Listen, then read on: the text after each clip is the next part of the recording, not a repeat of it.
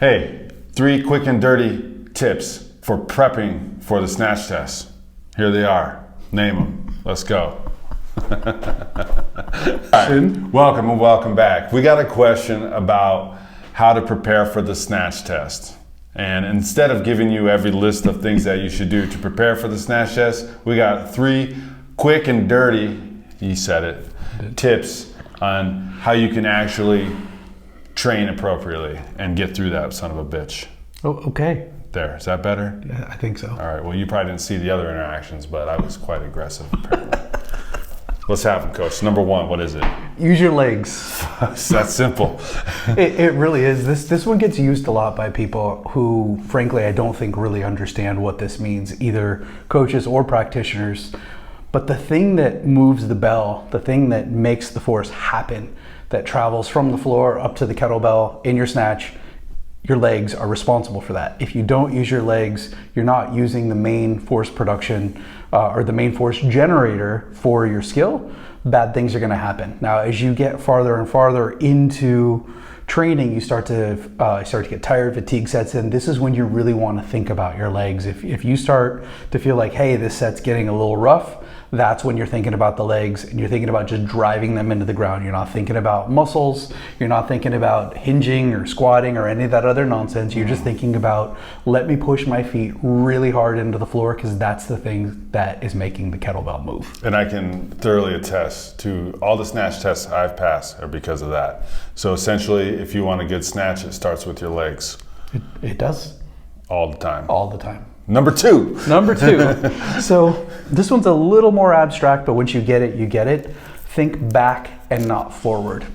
Okay. So a common thing with snatching, especially when you get tired, is to let the bell lead you. You start, a lot of your focus and your awareness gets into your hand. Maybe your grip is getting fatigued and tired, maybe your shoulder is, and you're thinking about yanking that bell up. Simple analogy is archery, okay? So if you're gonna go and shoot an arrow, okay, you got your bow, you got your arrow, you are going to put the arrow on the string, you're gonna pull the string back, and then once the string gets all the way to where it needs to be, then the arrow's gonna fly off. Right. What would happen if you let the arrow go ahead of the string? It'll fall helplessly to the ground. Yeah, the only damage you'll do is to your foot, maybe. To your foot, or maybe that string snaps your wrist or something. So in this analogy, the kettlebell is the arrow and your body is the bowstring. So as you're getting down, do a little demo from the side. As you're getting that way a little bit. Okay. If you're doing this demo, if you're snatching and you're going, we're going to power through the legs. Notice this arm is going to stay here until he's in this vertical upright position. That's when the force generation phase is stopped. Then the arrow can let loose from the string. Until then, you want to make sure that arm is pulling into the body, okay? Because as you stand up, you gotta be more active with that. Yep, you have to, because if not, again, we're talking about a snatch test, so you don't want to get super tight. There's going to be a sweet spot because you can't get yourself exhausted by trying to pull it in too hard. But you want to think back rather than forward. What that's going to do is guarantee, or at least make it more likely, that the force that you generated from your legs is going to make it into the kettlebell rather than the kettlebell kind of flying up in front of you. Yeah. Okay. Sounds simple enough. It's not really that simple, but simple enough. It's going to take practice. Honestly, if you can focus on the first 2 pointers I gave you, you can do pretty much any ballistic skill. Okay. It's just, that really, it really is that simple. Yeah. Pro tip: film yourself and then slow it down and see where you're at, and that can give you some millimeters of difference as you get further in your training. And speaking of, tip number 3. Let the plan train you. Whatever you're going to do. Now, we've got our snatch test blueprint that we use. We give people, it's pretty effective if you follow it. But what people tend to do is they want to beat the plan. They want to beat the program. Like if it says 4 plus floor, I'm going to do 8 plus 8 and I'm going to get better faster. No, you're not. Each of the steps of our programs and everyone who programs with any sort of rationale has an acute variable that they're using, whether it's condensing the time, increasing the volume, increasing the load, whatever it is. There is a systematic progression that is predicated upon you following each step.